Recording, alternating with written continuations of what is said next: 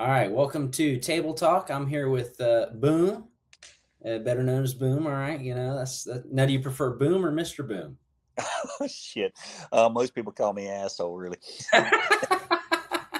But I have changed that. My whole way of thinking, philosophies, the way I treat people, my behavior, everything has changed in the past 8 weeks. Yeah, well, we'll get to that story because that's a big part of your story. Right.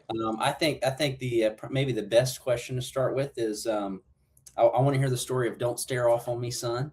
Can we start with that one? Because Yeah, that might be one of your more well-known clips for those who aren't familiar with some of the stuff you've done. it's one of the newer ones for sure. So it's one of the ones that are still out there. There's a lot of them out there, but if you really dig deep and have some really cool footage just from all kind of different funny or cool things. But yeah, that particular one was Vegas this year, so it's still fresh and it went viral. It has picked up hundreds of millions of views worldwide. So that was just insane that it did that. You never know what kind of video is going to pick up and just go viral like that. And matter of fact, I didn't even post that video. I had it in my phone and I didn't even post it for about a month. And I thought it was stupid. Then finally one day I was bored. I was sitting in a hotel room at a different event and I was bored. I was like, shit, let me go ahead and post this. So I posted it that morning, went to the event, worked the event, came out, and it had like 300,000 views on it already. I was like, what the hell?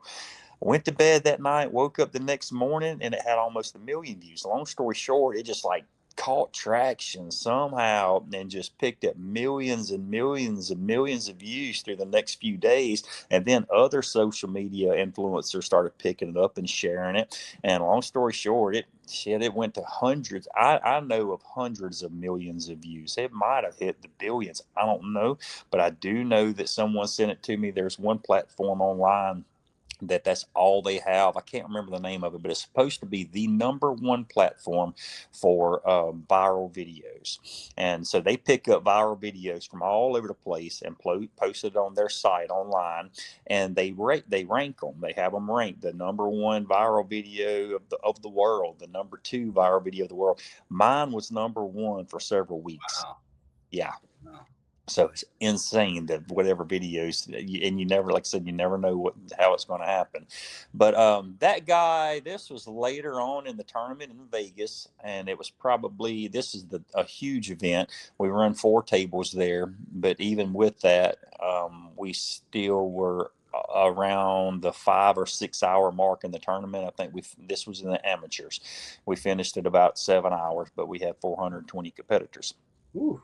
But yeah, so and it was all master referees ref and all the matches. So we were running through them fast, but it still took about 6.5 hours. But the guy, I think we had a bar in the back, and he was probably drinking. Somebody said that he was drunk. He didn't seem drunk to me. He seemed very confused to me, and the thing he was doing. Right off the bat, I thought he was just being a jackass. Just he was reaching over, grabbing and pulling and yanking the guy across and everything, and I thought he was just being a retard. And then he finally put his elbow down. He listened to me and put his elbow down, and I saw him reach over and grab the other guy's elbow. Now, that's something they used to do a long time ago. That's old school, back in the 80s and stuff. So as soon as I saw him grab the other guy's elbow, it clicked in my mind, this guy's an old school arm wrestler. He probably just hadn't arm wrestled in a really, really long time.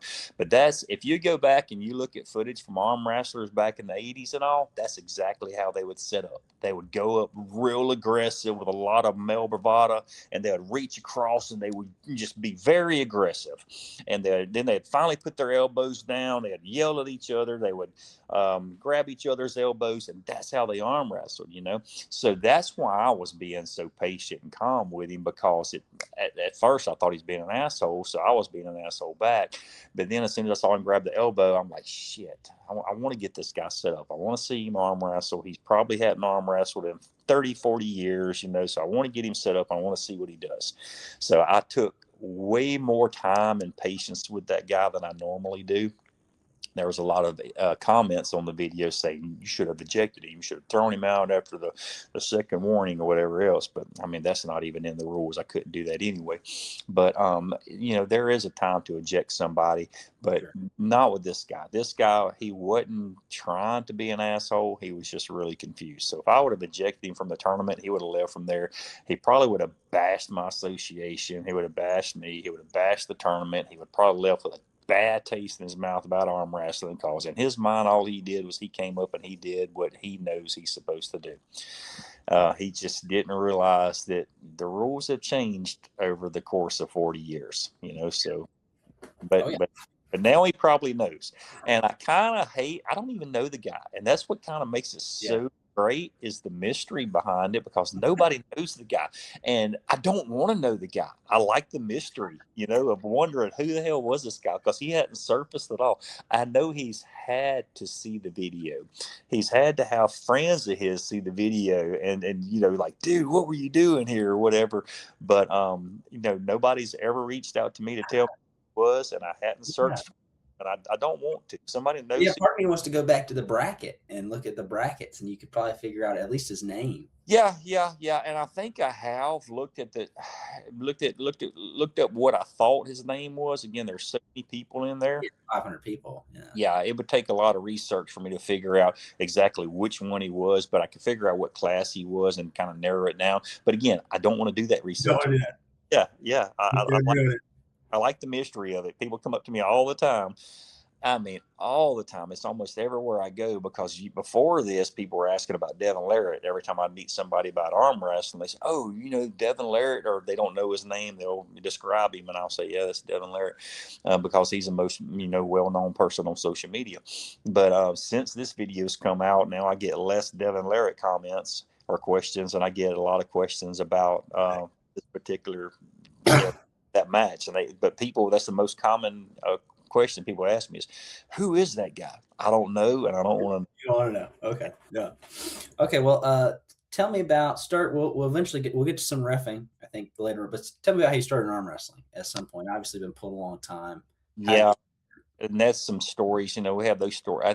Armbets.com has all of my bio on there too, but that's over in Europe. Anyway, they in military school in 1995. So I was right at 18 years old. I hadn't even made 18 years old yet. I was in military school, and we started arm wrestling, and I was good at it. So I mean, I had people, even our instructors, I was beating them and stuff, and I knew zero technique.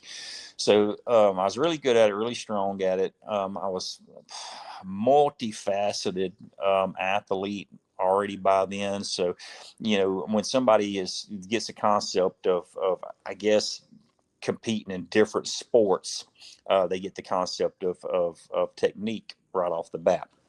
But I didn't know any specific arm wrestling technique, but I knew how to, manipulate my arms and my wrists and use my hands and stuff like that. So I guess I was kind of a natural from it, just because I had already, competed in so many different sports by that time. And so I was really good at it, and I just kept at it. My main sport then was rodeos. I did rodeos, and I did rodeos all through high school, party of high school rodeo association. So I guess that made my hand and wrist and forearms strong too.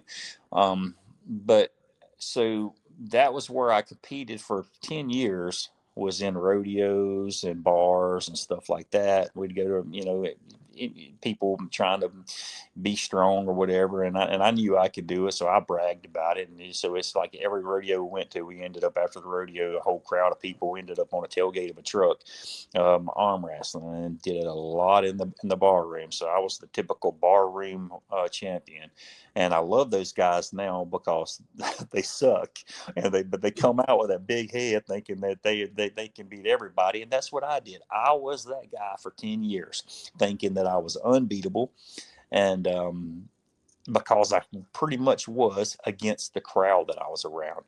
I went to my first tournament, and I think it was 2005, 10 years later, and I went ahead and skipped every other learning tournament. I skipped amateurs because in my mind, I was literally, I drove to the tournament. It was the national championships. That was my very first tournament I ever went to.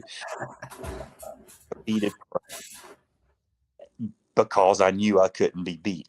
So my brother was dabbling around in it at the time too. So he went with me, and we drove 12 hours to get there. And I remember telling my brother, I don't care who they put me against because I can beat anybody in the world. I'm unbeatable. I had that frame of mind. I go into this tournament, and Travis Bagent walks in, and he's like Muhammad Ali as far as his attitude and his Yeah. arrogance. So he walks in, you could hear him. The way they did the weigh-ins back then, they'd have a curtain up and everything up on the stage, and it was at a ballroom at some big hotel. I think it was at Hilton, and they had a stage in the front of the ballroom, which is at the far end of the room.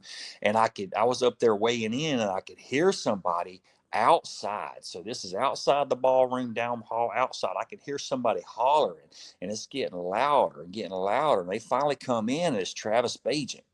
And he's walking in like Muhammad Ali. And I didn't know Travis Bagent. We didn't have social media back then. I've never heard of him, never seen a video of him. I don't even know how I heard about this tournament. I guess I saw a flyer somewhere, and just we went to the tournament because there was not computer, videos or anything back then. So he walks in and he's screaming, I don't care what mother effer's in here right now. I'm going to whoop all y'all's ass. Y'all better just figure out right now who's taking second place because ain't nobody beating me. And he came in with all that arrogance, and I immediately hated him. But there was a film crew around him, like all the news media. And I don't know who else it was, but he walked in with an entourage of cameras. So even though I immediately hated him, I immediately went, uh-oh, who the hell is this guy? He must be good. He's got all these cameras around him. So he walks in, he gets on stage, and he strips down to his underwear and gets on stage and flexes. And he wasn't a real muscular guy. Well, he probably did have a lot of muscle, but he's not one of those guys that looks muscular. He doesn't look like a bodybuilder or anything like that. So he gets up there and he flexes and he hollers, and they're taking all these pictures and stuff. And I'm still looking at him. I'm like, who the hell is this guy? He doesn't even look like much. But he must be because they're taking all these pictures of him. Long story short, we go into the tournament. I do think I won my second match that day. Now, I brought this Travis Bagent thing up just because to tell that story. I love telling that story, and that's where I met Travis. But I'd never pulled Travis. We were in different weight classes. And I think I lost my very first match. I think I won my second match and then lost the third match. And that just went to my ego hard because I didn't know how the hell I just lost to these guys, because the guys I competed against, they didn't look like they were anything either, and the first guy just slams me to the table. And long story short, I rode motorcycles. I still ride, but I don't ride as much as I used to. But we were on motorcycles. We rode up there on motorcycles, and we were headed to Sturgis. But it screwed my arm up, and I was only a right-hand arm wrestler back then. So I only competed there at that tournament right arm, but it screwed my right arm up so much I couldn't twist the throttle. And we were supposed to be gone for a week on motorcycles, and I couldn't twist the throttle on the motorcycle. Thankfully, my throttle handle, if you push it up real hard, it would hit the brake caliper or the brake whatever the hell that thing is, and it would hold it in place. So that's how I drove my motorcycle for the next week. I'd reach over and I'd crank it down with my left arm, and then I'd hit it up to stick the throttle in place so it would go at a certain speed. And then it was terrible, terrible week. Everybody that arm wrestles, they know about newbie pains. And that's what I had. I had the newbie pains. Even though I wasn't a newbie, those guys really tweaked the hell out of my arm where it flared up my brachialis on my right arm. And that's the terrible toothache pains that arm wrestlers get in their arms, the classic newbie pains. It really screwed up my brachialis, and just from 3 matches. So anyway, I leave that tournament with a new profound respect for arm wrestling and a huge need and want to learn the technique of arm wrestling, because again, I still didn't know any technique. I went in there with just brute force. I think I never even heard of a top row. I didn't know what a top row was. I didn't know what a hook was. I think I had heard of a hook, but I never heard of a top row. The only thing I knew to do was to hook and keep my body tight, and to use my body weight to go down. That's all I knew. I didn't know to put my elbow. I didn't know to tuck my elbow in. All I knew to do was to hook my arm in as hard as I could and try to pull the person back to me and use my body to pull them down. That's the only technique I knew. And it let me win one match, but I lost the others, and I fucked my arm up, and I left there, with a lot of respect for the sport. And that's when I started. I found a club and started training with them and started learning some technique after that. And the rest is kind of history. Rest history. So then how long did it take for you to kind of become really successful? What was like the time like on that? It was actually pretty fast, because that's what I was lacking, was the technical side. And somebody can come into the sport like a strong man, they already have all the strength and they just don't know the technical side. So you can give them a year of learning the technique, and they'll blow through most competitions. So as soon as I learned technique, I was pretty dominant, but I didn't travel off a whole lot, and we didn't have a whole lot going on in my area. I'm from Mississippi, and we just didn't have. Every now and then there was a tournament in Jackson. We had a couple of them in Hattiesburg, and I would go to those, and I'd win those, but they were small tournaments, and they didn't have a whole lot of weight classes. I remember one of them in Hattiesburg. I think it had 3 weight classes, and there were probably 25 entries total. So these were not very hard tournaments to win. I had gone through a divorce, and my wife left and left me with 2 kids. So I couldn't travel off and go to these tournaments. So I was basically, stuck to wherever I could go, to where I could bring my kids with me. And like I said, I just didn't travel off. I didn't travel and compete, and probably in the teens, somewhere probably another 10 years later, after I raised my kids up to where I could leave them other places, because they were really, really small and really young. But that's when I started going to really large tournaments, was in the teens. Okay. And that's where you're kind of major name for yourself. Yeah. I believe that's where my name started, I guess, reaching out, through other states, and then eventually the nation, and then I started traveling overseas, and so now I'm kind of I feel like because I have a lot of social media following from all the guys overseas, and I've had a lot of them reach out to me. So I kind of feel like no matter where you are in the world now, people, at least they know my name. Well, they certainly know you from reffing. You're in the background of a lot of great matches, so you got that. So what was the transition then to reffing? You tell that story. When I broke my arm, I started picking up some injuries on my right arm, because I'd already been, competing, but on a smaller scale with my right arm for 20 years. And I started picking up some injuries on it. Now it's so jacked up I can't even use my right arm, but I had already picked up a good bit of injuries that anytime I competed with my right arm, it was hurting. I couldn't sleep on it. Like if I competed with it, I couldn't sleep for about 3 months through the night, because it would just throb all night long.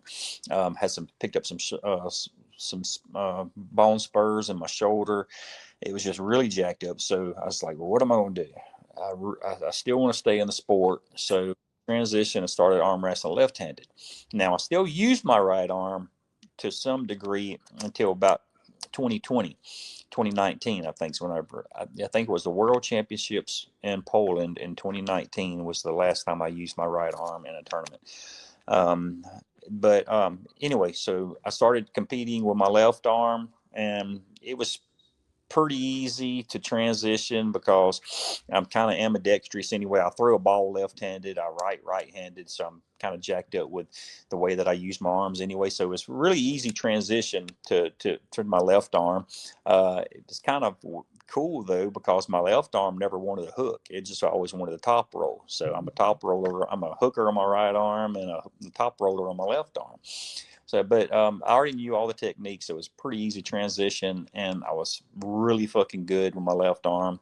I was blowing through most all the competition. Picked up state titles almost every state tournament I went to. Picked up so many national titles with my left arm, international titles, even a world championship. So I was really good with my left arm, but my arm, so I knew how to put all that pressure into it and knew how to arm wrestle, but my left arm wasn't used to it yet. So one of the very first tournaments that I went into with my left arm, I hit into somebody the same way I would my right arm, and my left arm just exploded. It broke. Wow. So I went down then. So my right arm's jacked up, my left arm's broke. I do not want to leave the sport. I don't want to even get away from it for a second. My kids are old enough to where they're doing their own thing, and I'm already starting to travel. I want to make this my thing. This was kind of, to me, it was my last run. I was going to jump, because I wanted to do this so many times through the years, but I just wasn't able to, as far as traveling with a team and doing all these things. But now I was doing that. I was traveling around with teammates. We're going all over the country. We're having a blast. I'm flying all over the place with other teammates. I'm meeting so many new people. This is my lifestyle. This is what I wanted to stay in. But I wasn't able to arm wrestle for at least a year because of the left arm, and then right arm's jacked up. So I said, what the hell am I going to do? I was already deeply rooted into the sport, rooted in with the USAA, and it was just a natural thing to get in and start promoting tournaments. So I started promoting tournaments. I wasn't able to ref yet because of the left arm, but when the left arm healed up for a few months, then I knew I wanted to start refing too. I'd already wanted to ref before then, because I know that when you're ref, you're on top of every match and you can see what other people are doing and you can learn a lot more. And that's why I wanted to start refing, so I could see other people's cheats and tricks and things like that. So I wanted to start refing for that. So I did. And I guess I'd already knew a lot of knowledge about the sport and knew the rules. So repping was an easy transition. Started working with Leonard Harkless, started traveling the country. And, I spent a lot of money to become a good ref, because I was working. I made sure I was working and being trained by the best referees. There's other, Leonard's the godfather of ref. And I was spending my own money to travel around the country to ref with him, to ref his tournaments. I'd ref their tournaments for free. They eventually got to where I was getting paid and I was getting my travels paid. But in the beginning, I was spending thousands of my own dollars to travel the country to work with Leonard, so I could learn how to be a great referee. And and once I became good at it, other people were noticing it, and they were paying me to come do their shows, and I was getting opportunities to work with other great referees like Keith Michelle, Judy over in Poland. I've worked with all of the great referees, and that's just made me a better referee. So yeah, it's been a great, fun, successful ride with all of it, with the promoting, the reffing, the competing. And I don't think that I'm known in the sport just for one thing. It's just because I've been out there in so many different aspects, and all three of the aspects, the competitive, the competing side of it. That's where I, became known by some people, and then other people by my promoting side, because I do travel the country from coast to coast every year. So I meet a lot of new people. And then my reffing side of it, a lot of the people that see me from the social media part probably do know me from the reffing side, especially here lately, because I'm not competing as much anymore. Yeah.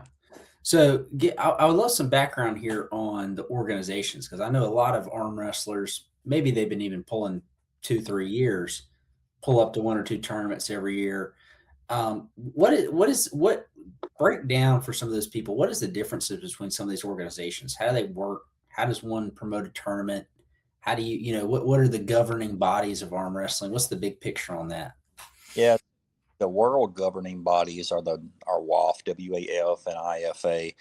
And I mean, I could spend hours talking about the differences in those two situations or organizations, how they got started, and things like that. I'm not sure how far you want to go into that, but that's the world governing bodies.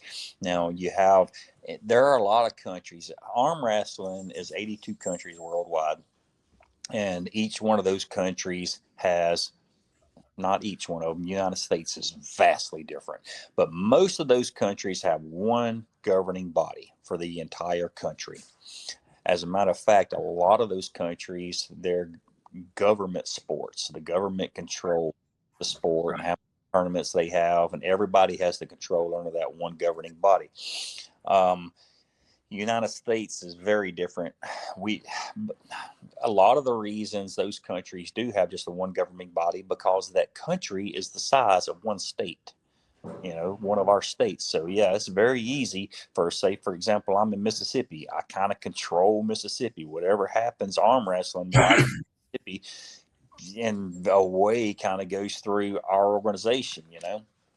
So if for nothing else, somebody else that wants to do something in Mississippi out of respect, they would still contact me, and we would sort of try to set a date and wherever they wanted to do and stuff like that, just out of respect. But it's very easy for those countries to control the arm wrestling within their sport, especially when it's a government, because it's such a small country. The United States, hell, we're the size of 50 countries. We're the size of Europe.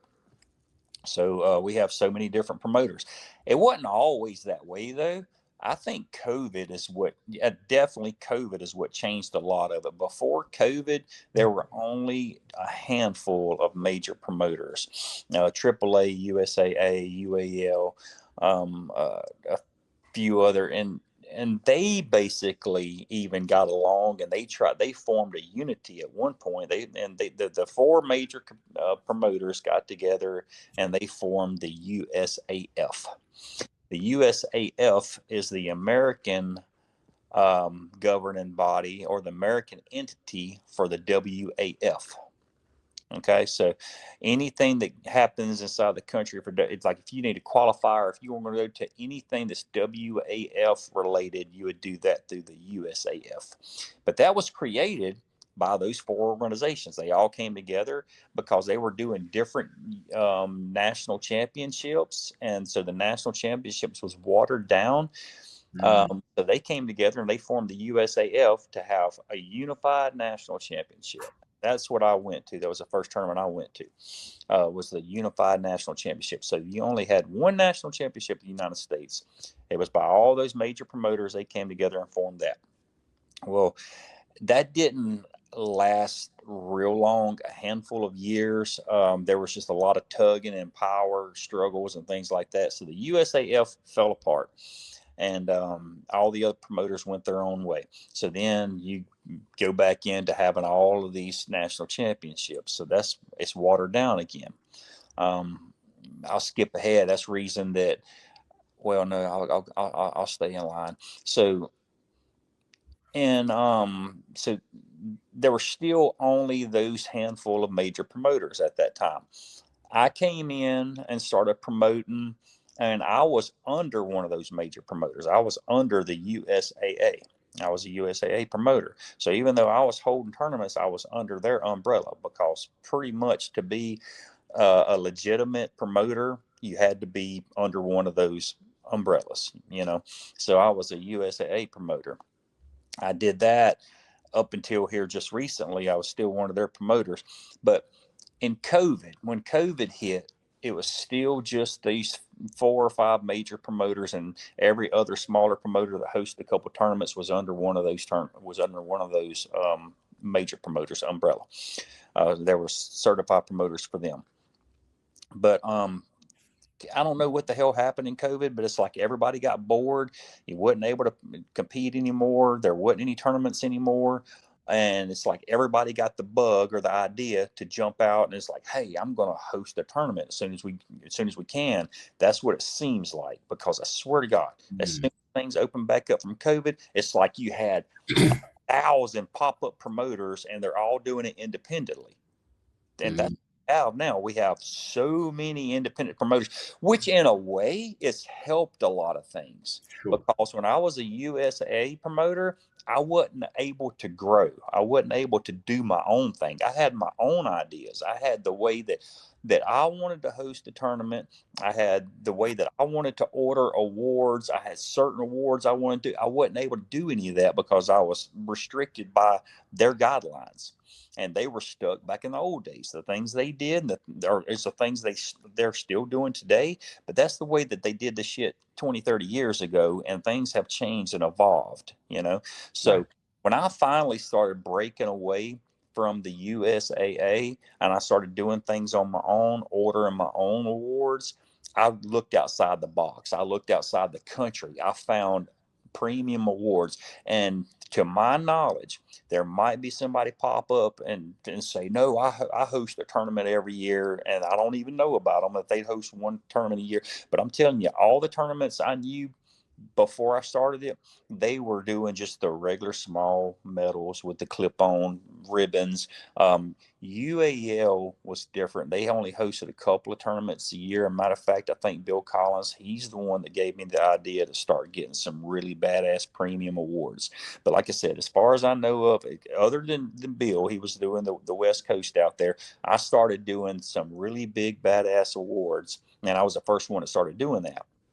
But then all of these other little pop-up promoters started coming out and doing their own thing. So then now, like I said, that's a good thing in a way that all these pop-up promoters have come out, because now you got so many people kind of competing with each other.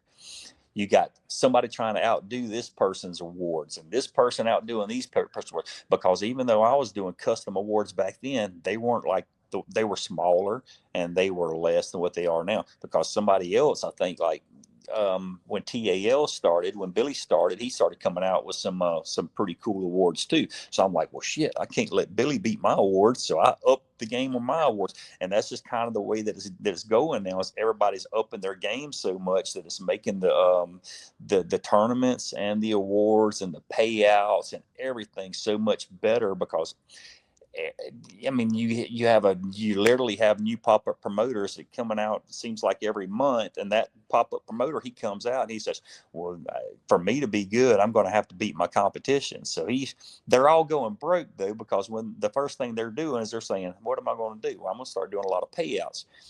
I've gone broke too. I've spent 5 figures in year by giving out just too much stuff. So I had to back off. I finally learned how to promote. And again, the USAA, they really taught me what is successful and what will make you go broke. So you have all of these new pop-up promoters that are coming up. And they usually don't last more than a couple of tournaments because they're just spending too much money. And like I said, I know how they're doing it because I did the same thing. There's just some things you can do and some things you can't do in the promoting world. But so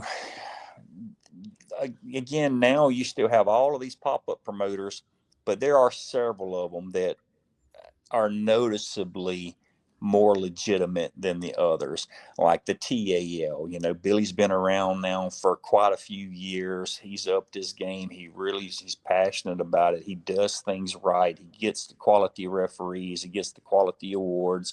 You have Ryan with the 98. He's come out within the past few years, but he's really doing well. I hope he continues to. There's some things that he does that he's spending too much money on. And again, that someone's only going to do that for a certain period of time. They're only going to lose money for a certain period of time before they say, no, I'm not doing that no more. I'm done. The High Five group that come out a few years ago, and they were doing all the super matches and everything.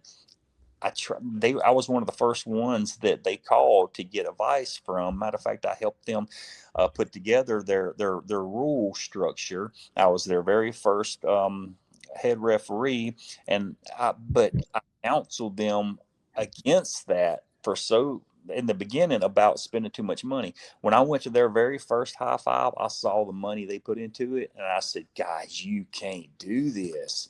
Because I knew where their revenue stream was coming from, and I knew what they just spent out, and they were about to be upside down big time, and they were. And I mean, they confided in me and told me that they lost a ton of money. And I said, yeah, I could see that. You can't do that. If you're going to, this is what you're going to have to do, and you're going to have to grow into being something big. You can't immediately do it and then expect this revenue stream to come from pay-per-view to pay for all of your expenses. And they were spending just shit tons of money on their productions and flying people over, and then payouts and referees and everything else. I knew they were going to be upside down, and nobody's going to continue to lose money. I don't care what you do, you're not going to do it if you're losing money doing it. But so they changed their model a little bit, but they continue to lose money, and their mentality was, oh, we're going to grow and we're going to catch up, and then we're going to pass our expenditures. Our revenue is going to pass our expenditures, and yeah, we're going to lose money for a couple of events, but then we're going to pass it up. I've been in this game long enough to know that's just not how arm wrestling is. We're not mainstream enough to do that. We're not the UFC. We're not some of these other sports. How almost every other sport is more mainstream than arm wrestling is. You have all these people that are coming out thinking they're going to change the sport and make the sport mainstream. They're thinking they're going to make the sport mainstream with their event. Dude, I'm telling you, this shit's been in business for so long. If it was going to become mainstream, it already would have. I believe it still can be mainstream, but it's going to take Mr. Moneybags to come in to make it mainstream. It's not going to take regular people. It's not going to. It's going to take somebody who is willing to lose a lot of money to push the sport and promote the sport, and to make it mainstream. And until we have that person, it's just not going to be mainstream. It's just not. It's just going to take a lot of money and exposure to make it mainstream. So you have all these entities that are coming out and they're just losing money and they're bombing.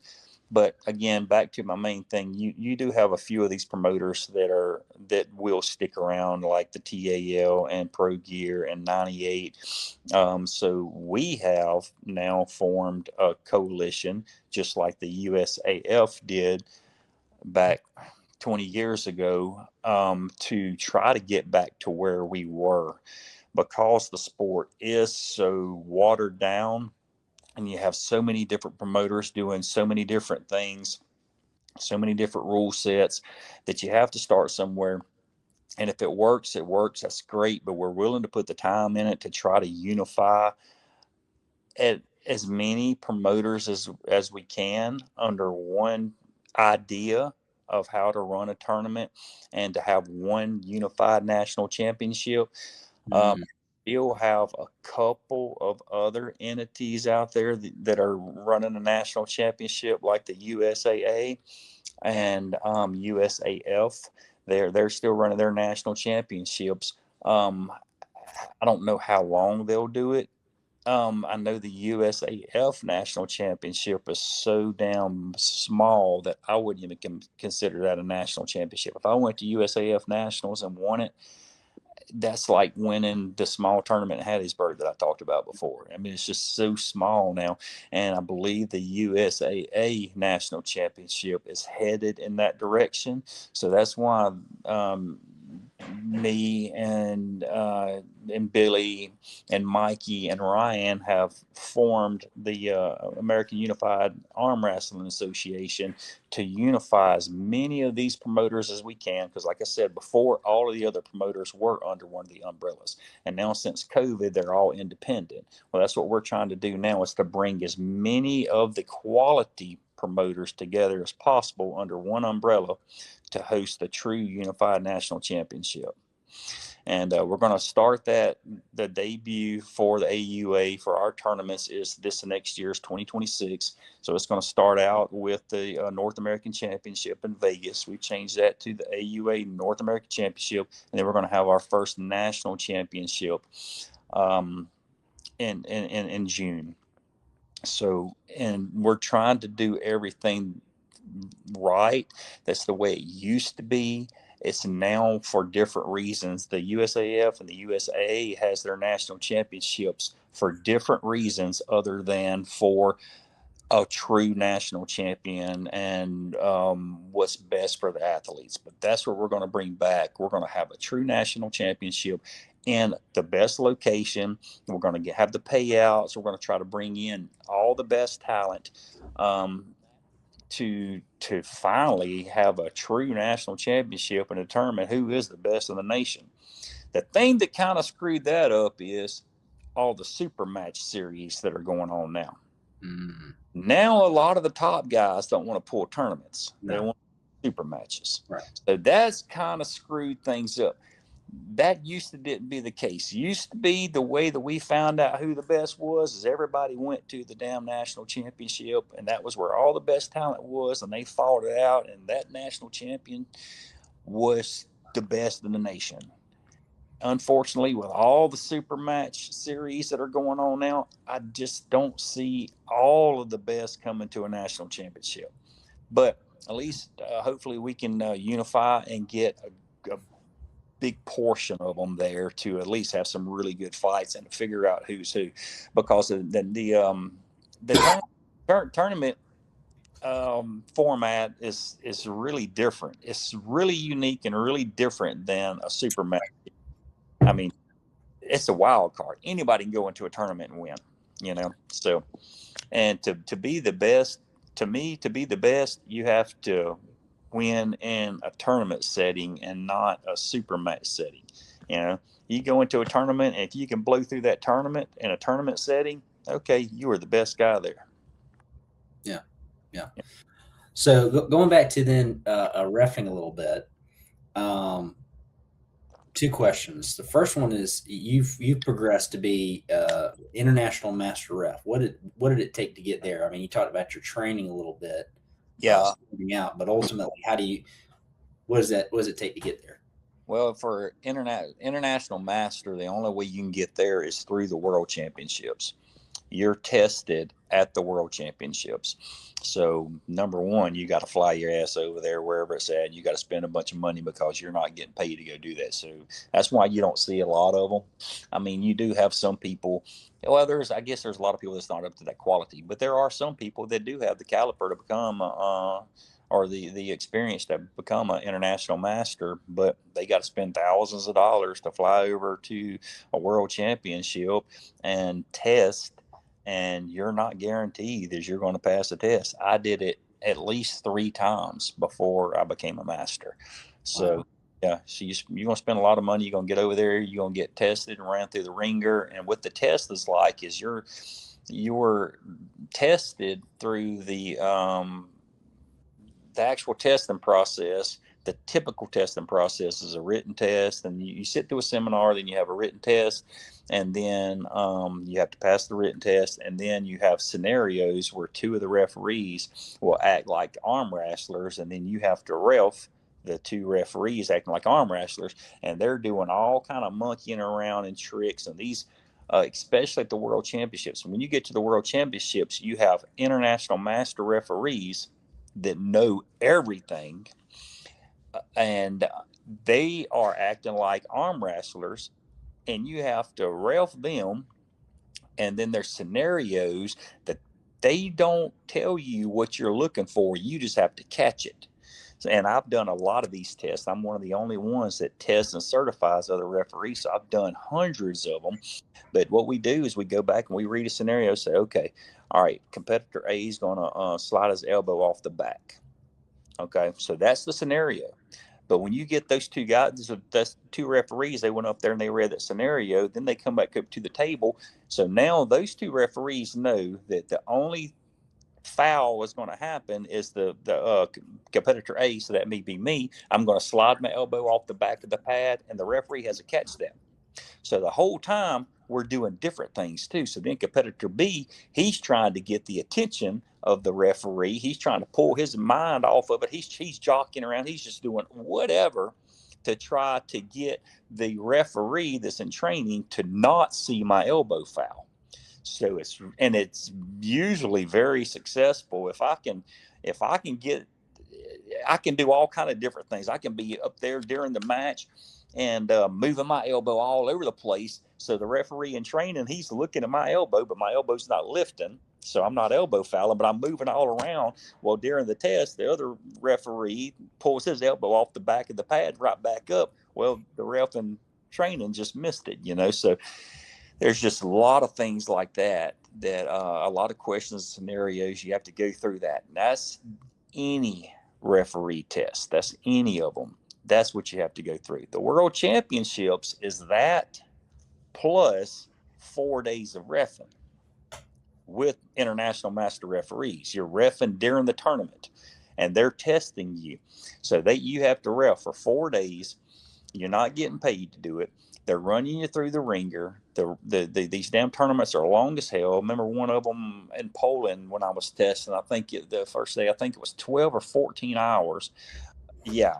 And so you're being tested that whole time too. So then after 4 days of reffing the tournament, and then after the test that you already did before the first day, then all the international or the board, the referee board together, they talk about you and say, well, what is he good enough to be? Well, he really fucked up on this one. He didn't know how to do this, or he didn't do this good enough. So yeah, no, he's good enough to be an advanced senior, but not a master. So that's the kind of thing you go through. So like I said, I went through international master testing 3 times and failed the first 2 times, only because I missed minute things. I remember the very first time I did it, the only thing I missed, there was an arm break on my table, and instead of immediately going to hold to pin the person who broke his arm, instead of immediately pinning him to the table and doing what I was supposed to do, I turned my head.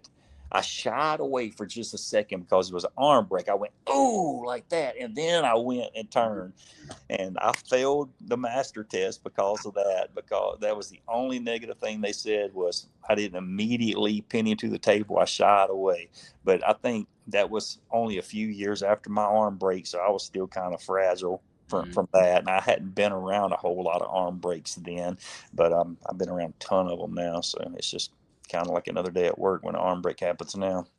Yeah, yeah, interesting. So then obviously catching these small details. What other things do you look for that make somebody a good ref? Obviously, knowing the rules, catching things, but what else do you look for that makes a good ref?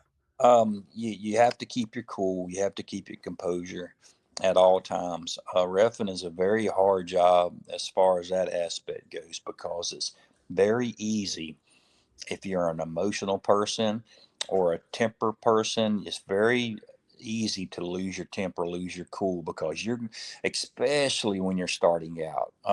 The athletes don't know you. They don't know how good you are or how bad you are. You're going to get cussed out a lot, especially if somebody loses a match. They're always going to blame you. Right. For new refs, I really don't get much flack anymore. I have I guess, a status now to where people know that I know what I'm doing and they trust me. So even if they think that they shouldn't have got fouled out or they lost a match, and they think that it might have been the ref's fault or the ref might have missed something, whenever they know that it's me up there, like, okay, never mind. Okay. So somebody else, they would have bitched that, or I really don't get a whole lot of flack anymore, and I'm thankful for that. So you got to have a cool head, and you have to be able to see more than one spot. You have to see the whole table. You have to be able to see everything that's going on. And if you'll see me a lot of times in my videos, especially a match that's not like a flash pin. A lot of them are flash pin. We have our protocols. As soon as you say ready, go, you drop down into the corner, and you have to do that really fast so you can get down there and see everything that happens.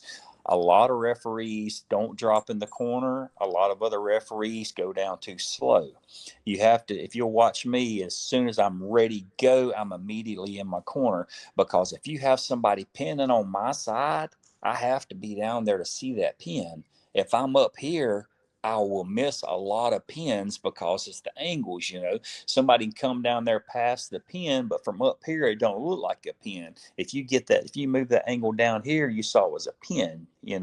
So you have to be down in your position. A lot of people just don't get in their position, or if they do, they don't get down there fast enough.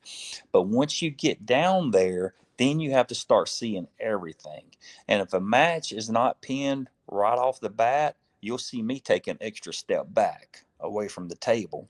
I'll drop down real fast right there because that's where I need to be to catch what happens immediately. And then if something doesn't have, if a pin doesn't happen immediately, I'll take another step back and I'll just take it all in because I have to see all of it. I have to see that hand when it comes off the peg for just a second. If I'm up here real close, focusing on elbows, I'm not going to see that hand come off the peg. Hell, the hand can come off the peg and he can be holding the table and I'll miss it the whole time. But so I'll take an extra step back to absorb everything that's going on. I have to be able to see what they're doing with their feet. If they're they kick the other person under the table. If their hand comes off the peg for just a split second, that's a warning. If it comes off again, that's a second warning. It's a foul. There's so many things that you have to be able to see, and you can't stay focused. You can't be focused at all on one particular thing. You have to be able to just open your gaze up and just see everything that's going on. Kind of it's really weird. I really don't know how to explain it. It's kind of like you're in a daze because you're not focused on one thing. If you're looking at somebody's elbow, looking for that elbow pin, you're not going to see that person's foot kick the other person under the table, or you're not going to see the hand come off, or you're not going to see a lot of things if you're focused on one particular thing, because you got to be able to see it all. And that's what makes a great referee, in my opinion, is someone who's able to see it all. Most people just aren't. Most people never get the concept, and they're going to focus on one thing. I can watch somebody reffing, and I can tell whether they're a good ref or not because I can see where their eyes are. If somebody's over here moving their elbow around, their eyes will glance at that elbow and they'll just stay on that elbow. You can see their eyes watching that elbow because they're watching for that elbow foul. And there's all kind of shit this other guy just did. You didn't even see that because you're focusing on this guy's elbow. You can't do that. You can't focus on one spot. Okay. Um, here's my next big question. Talking more so about sort of specific rules. Um, it's a big question, and I'll break it down. I have some smaller questions. But what is the best arm wrestling rule set? That's a big question. Do you have it? You try a short answer, but I have some more specific questions. But I just didn't know. I wanted to see what you'd say for the best rule set. Well, I guess that's a loaded question It because is. Yeah. there are the best rule set for tournament settings, and then there's a best rule set, in my opinion, for a super match setting. So to me, that should be two different rule sets. Okay, the rule set for the tournaments should be fair to everyone. And the only way it can be fair to everyone is for it to be a strict rule setting, rigid rules. And that would be PAL, IFA, or WAL. They're all basically the same, but it's a strict rule setting. That's the only way to be fair with everyone, because you have so many different competitors and they're pulled in different ways. So you have to be strict with everyone. In a super match setting, you can change that. You don't have to be so strict, or you can release some of the strictness that they both know about. In other words, you tell them that there's I'm not going to call elbow foul on no advantage gained. So if somebody bobbles and there's no advantage gained, then I'll let that go. But you can't do that over in the tournaments. There's you just have to stay consistent with them. But if both competitors know that you're not going to call the elbow foul on no advantage gain during a super match, and that's just during a super match, you're not going to foul those guys out. The super matches are in existence to, one, see who's the better puller, but number two, for entertainment, and for let the match go on, and to let the crowd see the match, to just let the match go on. That's why the super matches are there. If you were super strict in a super match setting, then most of those super matches, if it's a best of five, they'd probably go 3-0 due to fouls. Yeah. Everybody would get fouled out every time, Absolutely. But so to me, that's just it's two different rule sets depending on the super matches or tournaments. But in tournaments, yeah, strict rules, and you have to be strict by them, or else they're just going to push you around, and the tournament's going to last forever if you're not strict on them. But okay. Yeah. So yeah, that was basically my next question was strict rules versus more lax rule sets. Um, there's a reason for both of them. there's a reason for both of them. And basically, it sounds like the argument for strict rules is fairness. And I think some people maybe the lax rules. It feels more arm wrestling. It feels more the spirit of arm wrestling that you get from a super match. Is that kind of the? Yeah, well, it's a double-edged sword, but the again, in the super match setting, if you weren't strict, man, the tournaments could last 12 hours. It's a time thing too. If you're strict on everyone and they know they have to get down here and they have to keep their elbow down, or if you're just letting a bunch of shit go by, then it takes forever. Every match would take forever in a tournament, and you would stretch a 5-hour tournament into a 10-hour tournament if you're loose on the rules and you're letting everything slide. You're setting yourself up, and then you're setting yourself up. This is the main thing, is for everybody trying to get away with more. You see, if you're in it, you got so many matches going on in a tournament, and you let this person get away with this a little bit, and then the next guy comes up here and he tries to get away with even more. At what point do you say, no, I'm not going to do this anymore? But then when you do that, you say, okay, I'm not going to allow this anymore. Then the next person comes up, he gets pissed off because you let the last guy do it. So Right. there's just so many reasons to keep strict rules in a tournament setting that you don't have to in a super match setting. In a super match setting, you literally have a meeting before the super match starts, and you say, okay, this is what the rules are. This is what you can get away with. This is what you can't get away with. And the match is only 3 or 5 or at PAL 6 rounds long. So, but in a tournament setting, you're just open. You're open the can of worms if you're lax rules in a tournament setting. Yeah. Yeah. What do you make of perhaps like alternative table designs? Are there benefits, disadvantages to say like the donuts or that new one that's like lower? I can't remember the name of the guy that made that table, but Yeah, that was Ian Carnegie. Yeah, as far as I know of, Ian made that table. But there are definitely advantages to all the different designs, and I think that's why they're coming up with some of them.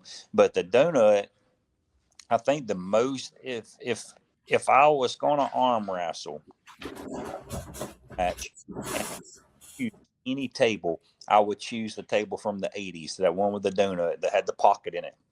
You could set your elbow down in there and you could push off of it. You could pivot off the edge of that donut, and you could micro hop without the referee seeing it. You know, right. hard pads, the combat tables, they have a real soft, squishy pad. So they even have an advantage to them versus a rigid rule tournament or a PAL or a Mazarenko table, or the ones we use in the World Championships, because the ones we use in the World Championships, they're real hard.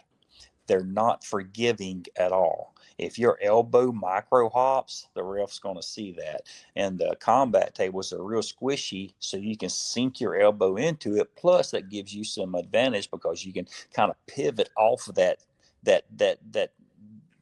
dent that you put into the pad. Your elbow, you can pivot off of that and push off of that dent. In the Mazarenko tables, if you put your elbow down and you try to push off of the pad, your elbow is just literally going to slide off of it.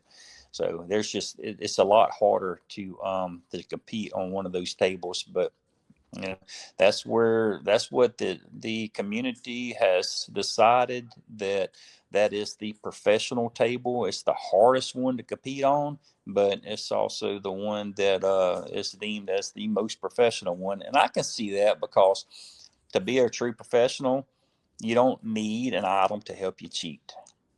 Mm. You don't need something that you can dig your elbow into. You don't have to take advantage of the table. You're a professional athlete. Hmm. Yeah. No, I just remember that because I'm friends with Alan Fisher, and he's talked about his preference for the donut Mm, table. yeah, Basically for not so much to get away with things, but in the sense of it, he I think he argued it's clear for elbow fouls if you come out of the donut. yeah, It's very obvious. yeah. Then it allows you to have some of that movement inside the Yeah. donut. I agree. Like I said, if I was going to compete in any high level matchup again for a lot of money and I could choose a table, that's the table that I would choose because then, like I said, I'm taking advantage of the table. I know I have that room inside that donut to do whatever I want to with, and I'll take advantage of it. So I'm taking advantage of the cheats. And I think that's why it's not. I think that's why they have gone to the Mazarenko tables, those super hard pads, is because it allows zero cheats. And I have not. I've been in a lot of the Congress meetings and listened to their decisions on things. But when that rule was made, when they changed over tables, I wasn't there, so I really don't know. Couldn't say why exactly they switched tables, but I could only speculate because it's just allows zero cheats. And to be a professional, you shouldn't have to cheat. Interesting. Yeah, that's a good point. Now you said something interesting there. So they have these like meetings, basically, the Congress meetings to Yeah, decide the rules. that's every year at the World Championships before Worlds. And again, I've been part of several of them. I've actually helped. I voted on the rule when the rule was made to not allow the King's move.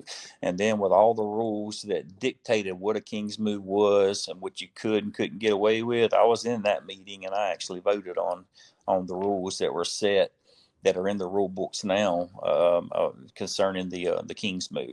It's actually they didn't even call it King's move. They wanted a new name for it, so we called it just a dangerous position. Non arm wrestling position, dangerous position. That's two different things. Non-arm wrestling move and danger position is two different things. A Right. danger position, as far as the King's move goes, now they are very similar as what you're Right. looking for. A non-arm wrestling move would be in that sense like a King's move would be a straight arm when the arm goes completely. Oh. Gotcha. If Yes. the arm goes completely straight, it don't matter where the shoulder is. If you're up or if you're down, doesn't matter. If the arm goes completely straight, that is an immediate stop and a foul, and that's a non-arm wrestling move. The Yeah.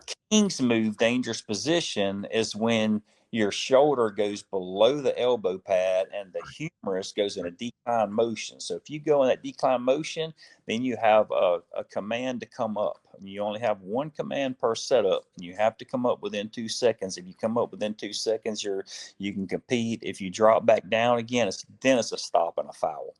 But and if you stay down there and they tell you to come up and you don't come up within 2 seconds, then it's a stop and a foul. But immediately it's just the command to come up. Where again, a non-arm wrestling move would be the straight arm, and that's an immediate stop and foul. Right.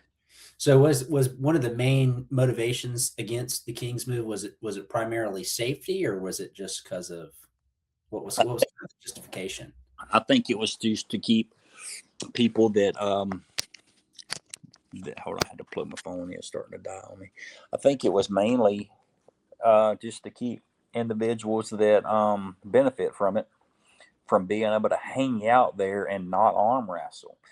Mm, I love Michael. I love Michael to death, and I know that's even who we talked about whenever we had this meeting at the Congress meeting was Michael, and because Michael had started changing the way he arm wrestled, and for the longest time he would drop down under the table, and his elbow would be below, or his shoulder would be below the table. His arm would be almost straight, but it won't. His arm won't straighten out all the way. He's got too many fusions. It just won't straighten out all the way. So it'd be a straight.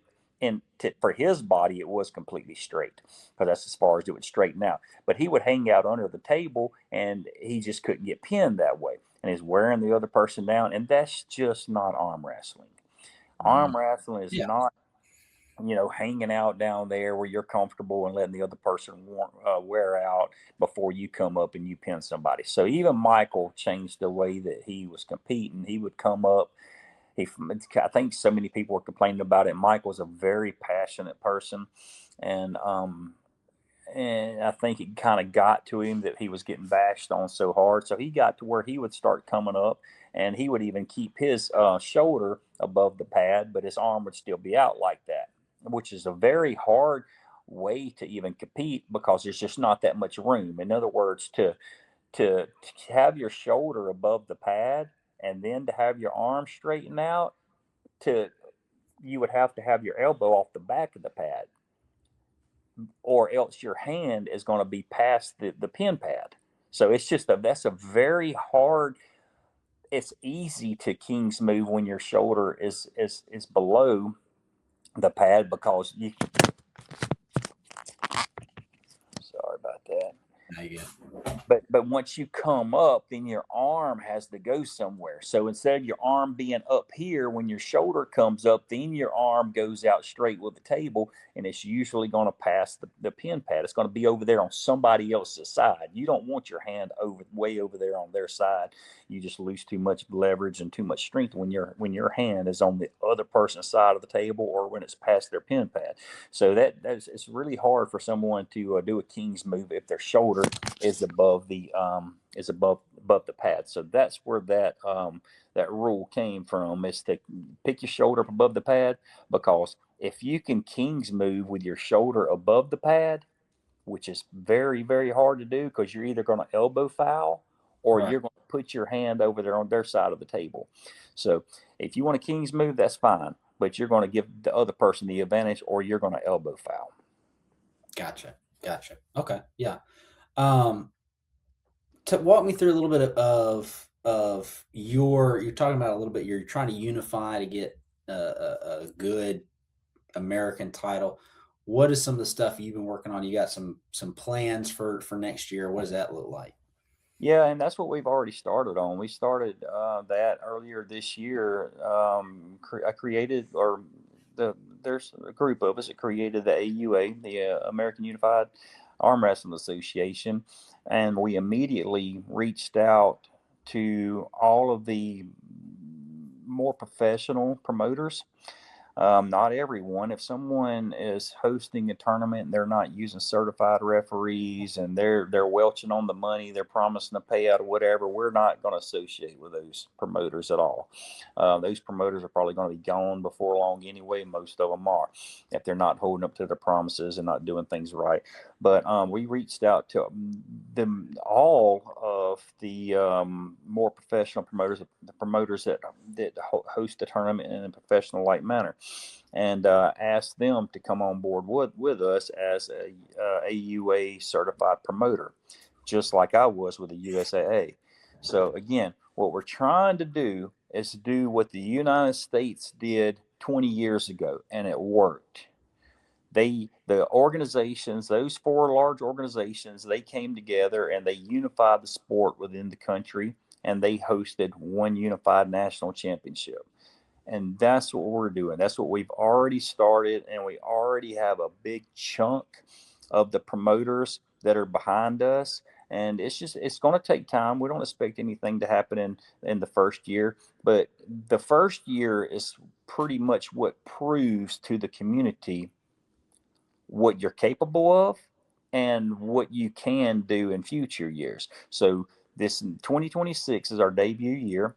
We're coming out, and we've already made a bunch of promises, and promises happen a lot in the sport, and they're not upheld. A lot of people welch on payouts, or they flake. A lot of bad things happen, but we're already four promoters that are trusted.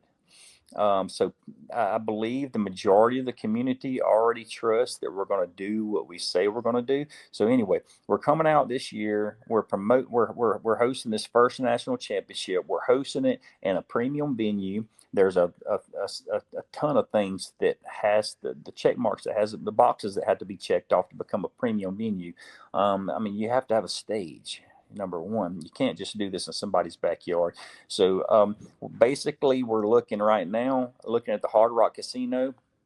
The city is going to be will be announced soon, but a really good premium venue like that with a stage that fits all kind of criteria. It's got to have food. It's got to have entertainment nearby. It's got to have either a host hotel attached or a host hotel walking distance. There's several things that the community needs for it to be a really good tournament. Yeah, you can host a tournament. I've had them in my backyard before. Whenever COVID happened and everything shut down, we had a tournament in my backyard. But I didn't have food. I didn't have drink. I didn't have a hotel. Didn't have anything. You know, if you have everything within one tournament, walking distance are right there, then that's what's best for the community. That's what's best for the crowd that comes, and the athletes that are competing. Payouts, everybody wants payouts, so we're going to have payouts. Um, Premium awards, the best staff possible, and that goes down to the bracket person. If you have a shitty bracket person that keeps getting fumbled up in the brackets, the tournament can last forever. Again, I've already made a name for having quality staff and running very fast events.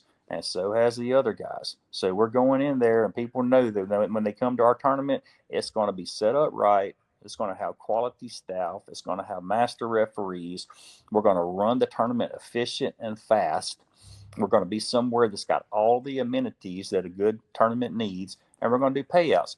None of the other national championships are doing that. Yes, there are 2 other national championships. One of them is a bust already. The other is in a terrible venue with no amenities. And I believe they're just going to get smaller and smaller, especially with us starting this true national championship. And none of the others have payouts either. None of the others has a pro class. So we're going to create a pro class for the national championships. None of the other nationals have a pro class. So again, we're just doing everything for this best for the competitors. We're not doing it for ourselves. We're not. There's 0 payouts, 0 profit to us. We're paying our expenses, our hotels, and paying the staff, but there's 0 profit in the national championships. This is one tournament per year that all of the best promoters are coming together to host the tournament for the athletes in a form to get the best athletes to one tournament, to have a true national championship, and to give back to the community. We're going to take from the community all year long with all of our other tournaments, but this one tournament right here for the good of the sport, we're going to create this tournament to give back to the athletes, to give back to the sport, and to hopefully open the eyes of spectators, um, and sponsors. And that's desperately what the tournament needs is sponsors. This sport has been really big and successful in other decades in the past, but it happened whenever we had the attention of major sponsors. I mean, Coors used to be one of our sponsors. You know, and we used to have some huge sponsors giving big payouts. They had it on TV. Hell, they made a movie about it. But I mean, that shit's just not happening anymore because there's a lot of backyard events going on. And when you have a sponsor that may be interested in it and he gets online, he sees a bunch of foolery. Or if he goes to a local tournament and it's by one of these backyard promoters, he sees a bunch of garbage going on. I mean, what's the likelihood of him wanting to get involved to spend a whole bunch of his money? He don't see a benefit in it at all. No. And is it basically going to function like you go to one of these certified promoters, qualify, and then you're invited? Is that sort of how it'll work? No, I don't think a national championship ever needs to be a qualifier.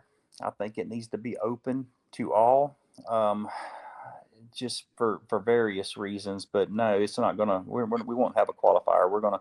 We'll set the date. We'll start promoting it here very soon. I'm very close to signing the contract with that Hard Rock. But again, another criteria for a national championship, and the way that it used to be, was Central America, Central United States, not on one end or another.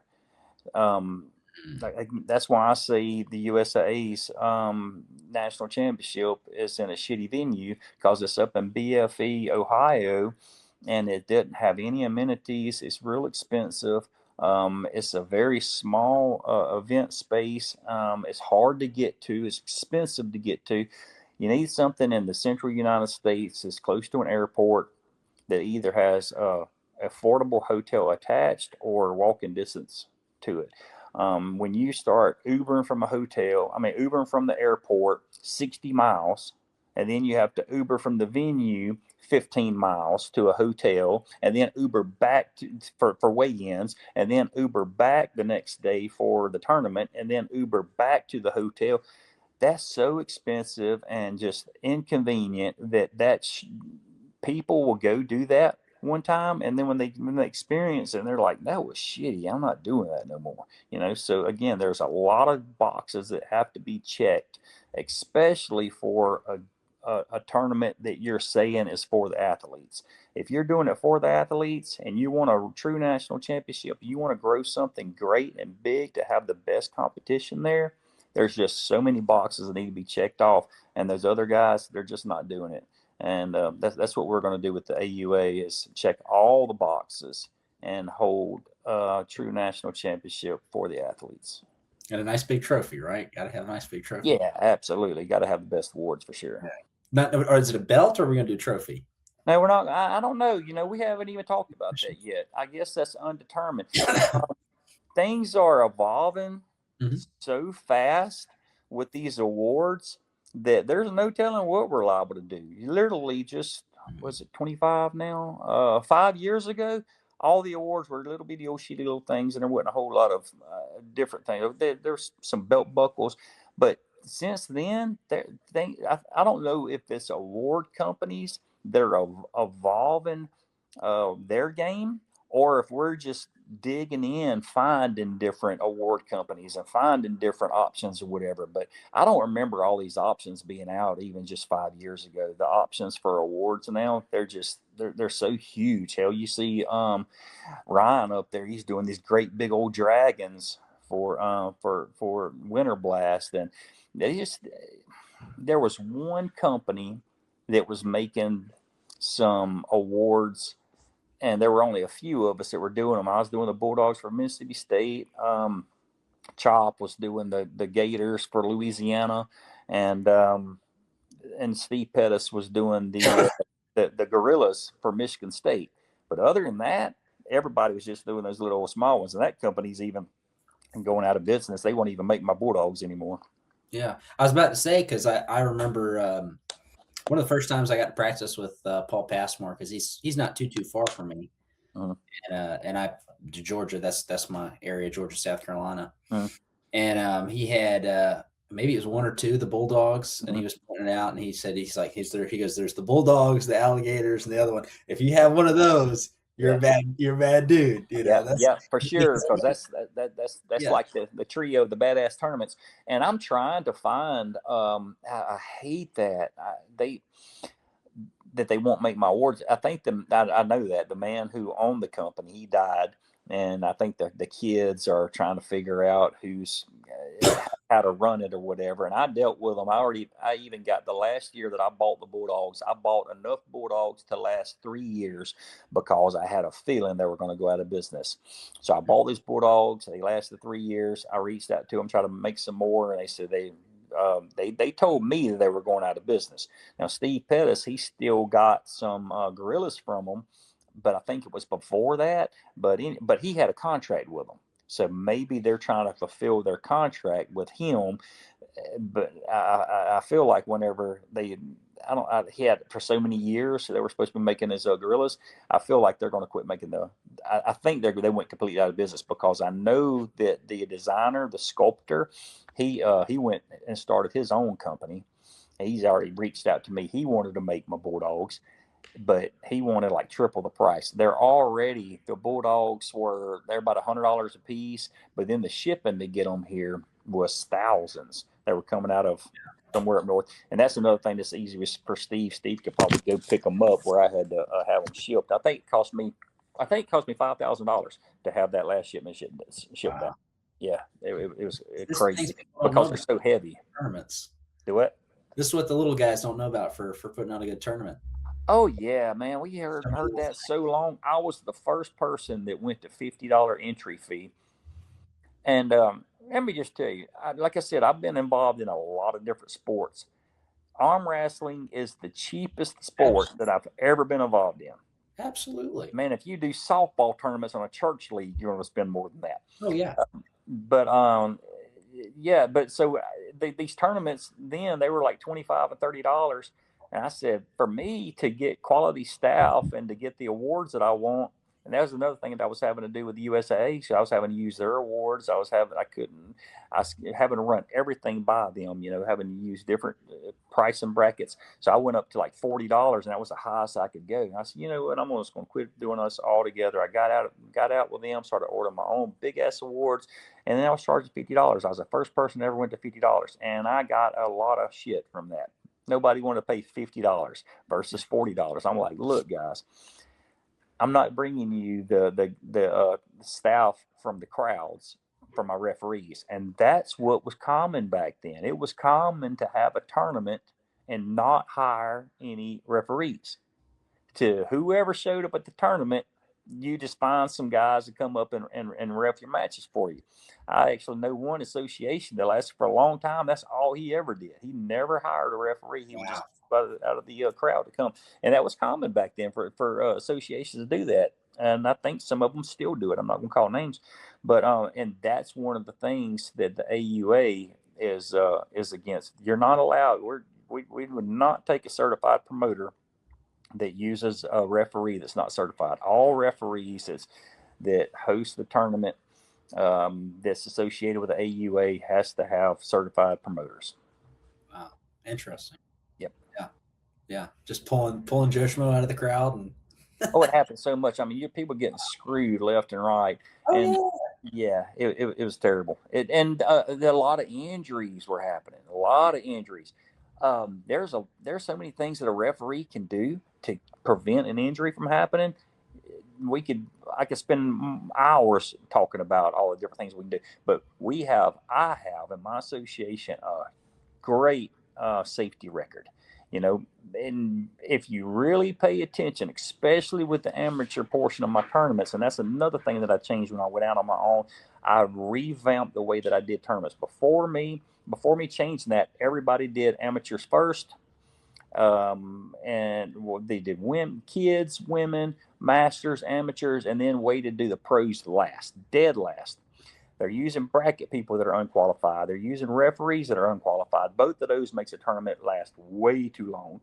So you're looking at tournaments that are lasting 10, 12, 14 hours long, and the pros had to sit there all day long, and they're going last, and they're the freaking pros. And I had to do that. I grew up doing that shit. And I said, whenever I start doing my own tournaments, I'm doing pros first. They've earned the right to pull first and then go enjoy the rest of their day if they want to. That was the oddest thing for me to do that. And I got some flack from that too. But I said, that's just the way I'm going to do it. But now people love it. Yeah. Yeah. Well, it gives people watching a chance to see what's supposed to happen. And that's another reason I did it, is so the pros, and I announced that in my announcements on where every tournament is, all you AMs, I want y'all to watch what's going on right here, because this pro portion that's going on first, this is exactly the way that you're going to be doing it at the end of the tournament. So they can learn a lot, not only how to compete, but how the tournament's ran to begin with, how to listen for your name, how to walk up there, how to set up. If the amateurs can slow a tournament down drastically by just not doing the basics, like knowing how to hold the peg, knowing how to put their elbow down, knowing how to keep their shoulders square, knowing when to listen for your name and to walk up. There's so many things that an amateur can do to really slow and drag a tournament out. And they were doing that in those other tournaments. They're dragging the tournaments out real long, and the pros had to sit through all that bullshit. Well, now, if a tournament does drag out with the amateurs, it's at least going to be the end of the tournament. And the pros, most of my pros, and I award my guys as soon as they finish. I don't wait. That was another killer that I always hated, having to go back at the end of the tournament to run finals. That's the way everybody did it. They would save their final matches for the end of the tournament. And I swear to God, a lot of these tournaments would be at 10 o'clock at night. They started at noon. You're blasted by then. You're just so tired and exhausted. So I run my tournaments when I start a class. I run the class all the way through the finals, and they're done. And they get their medal right then. We don't have an award ceremony at the end of the tournament like all the others do. We give the awards right then, and if that's the class you're pulling, the only class you're pulling, you're free to go. And a lot of people do. People, I have the Passmores love coming to my tournaments because they can come and they can have something else planned that day. They can have something else planned later on that day. They can come to my tournament and pull, be done by 2, go on to do whatever else they're doing in the evenings. Yeah. Yeah. Awesome. Well, here, this can be this will be my last question. I think if you could give, you could call it maybe a piece of advice or one thought that arm wrestlers should learn and understand, maybe from a wrestler, from a promoter perspective. What's that one thing you want to instill in them that they most people just don't know, don't get, don't understand? What would you want to tell On a competing aspect, them? It could be both, yeah, competing or just from your perspective in both. You do both categories. okay. There is a couple of things that are definitely came to mind. Number one, the athlete. Pick and choose quality promoters to go support. If you don't support those, I'll use an example. TAL in Texas. They started their league in Texas, and there was no league in Texas. Billy has really built that association up. He has spent a lot of money growing the sport within Texas. There have been a lot of athletes that have joined the sport because of Billy's events. Well, now a lot of these little pop-up promoters have popped up around Texas. And for Billy gives a lot of payouts to his tournaments, especially his qualifiers and his state championship and stuff like that. He gets that money from the participation to his events. There have been a lot of other pop-up promoters that are coming up, and I'm telling you, these pop-up promoters, they'll come up and they'll host one tournament in their backyard. They're not giving any payouts. They'll use unqualified staff, and it's a crappy tournament, but the athletes went to that tournament instead of one of Billy's tournaments. And so what that does is that's hurting the competitor, because now instead of Billy being able to give $500 for first place, he didn't get the participation throughout the year. So now he only gives $250 for first place. So you're hurting yourself. You're hurting the main promoter who's spent his time, effort, and money to build the sport up by going to this little backyard event that was a lesser event than one of Billy's anyway. So pick and choose the promoters that you go to. Help support this sport by helping them. There's none of us there. There's one association that I know of that's in it for the money. There's no other person I know of that's making any kind of money off this sport. We're not in it for the money. We're in it because we love the sport. We're trying to grow the sport. You can see the passion in us by that. We're continuing on with it, spending our own time and money and effort to grow it. So support those guys and help build those guys up, because if you don't, their events are going to get smaller, the payouts are going to get smaller, or the worst case scenario, they quit doing it altogether. And one of the best ways you can support a promoter is if he has a host hotel and you have to go use a host hotel, you're not driving just straight from home. If you have to use a hotel, use the host hotel. That's helping the promoter in more ways than you can imagine by using their host hotel, because they're getting benefits back from that hotel, and all of those benefits go into the tournament. When we have more money to put into the tournament, we'll put that money into the tournament. We're not, like I said, I know one association that's putting the money in their pocket, but for the mass majority of us, whatever extra we're getting, we're putting into the tournament to make the tournament even better. And again, the more people at the tournament, the better. If everybody's scattered and you only have 30, 40, 50 entries at a tournament because there's 10 tournaments going on within driving distance, if everyone would support that one main promoter, and you'd have 300 entries there, then that just makes a better tournament anyway. Oh yeah. That's my biggest advice and my biggest want that I want to happen with the arm wrestling community.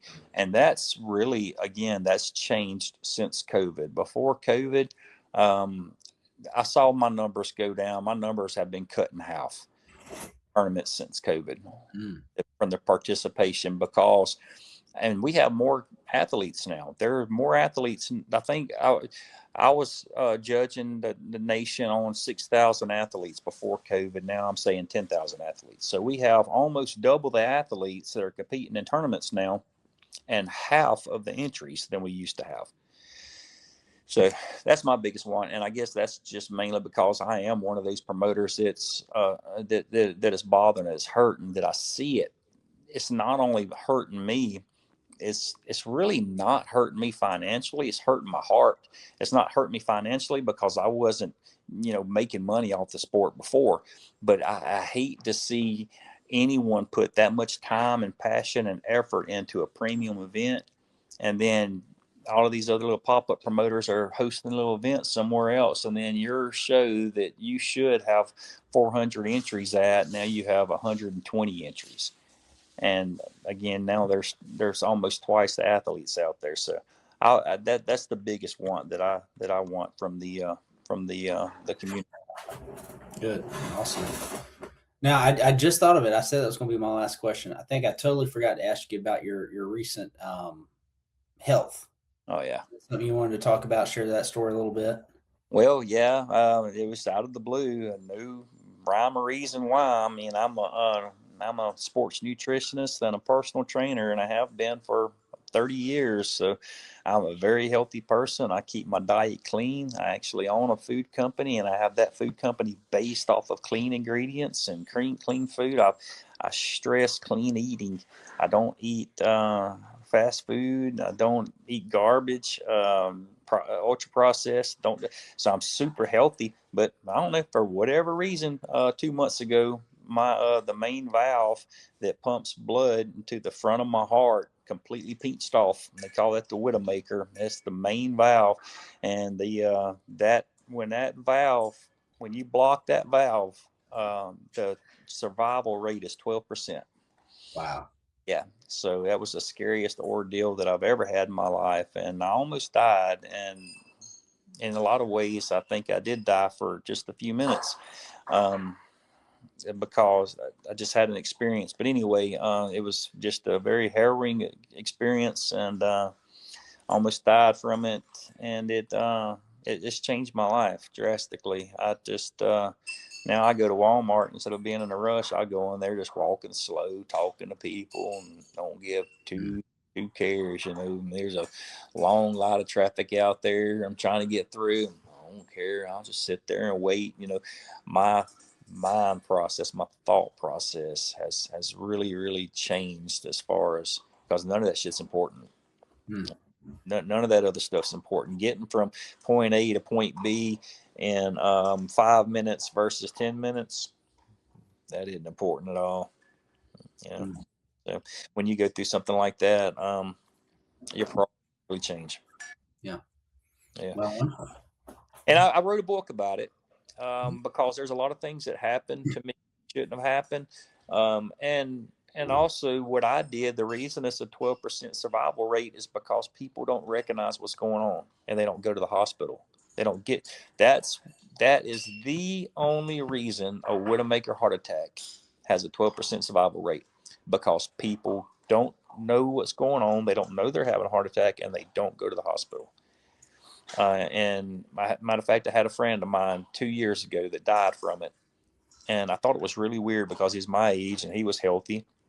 And I said, how the hell did he die from that? And then I turned around and had the same thing. But what he did was he waited too long, and it got so bad, got his wife to drive him to the hospital. And on the way to the hospital, he died. Wow. Yeah. So, like I said, I wrote a book about it. It's free. It's free to read. I've got it on my Facebook page. You can go through there and scroll. If somebody wants it, I'll send it to you. And that's all it's about. It's about the failures of the medical system, and it's about everything that I experienced, all the symptoms I experienced. And I wish everybody would read that book for no other reason, just so they would know what the symptoms are. So that way, if it happens to them, or if it happens to anybody that they know that they're around, they know what's going on, so they can get to the hospital so they don't die from it.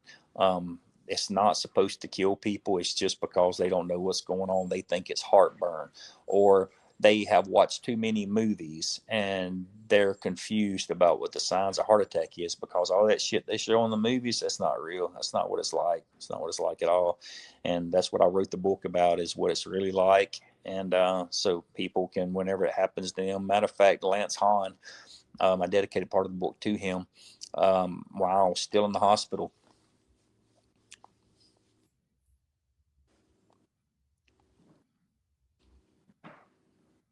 He sent me a message, and he was in the hospital.